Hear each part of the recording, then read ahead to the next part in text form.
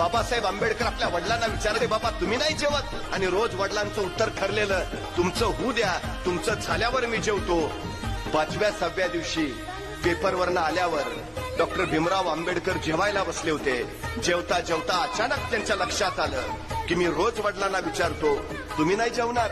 आणि ते सांगतात, तुमचं झाल्यावर मी जेवतो, पण माझं जेवण झाल्यानंतर टोपलीत भाकरीच शिल्लक राहत नाही, तर माझ्या नंतर माझे वडील मग खातात काय?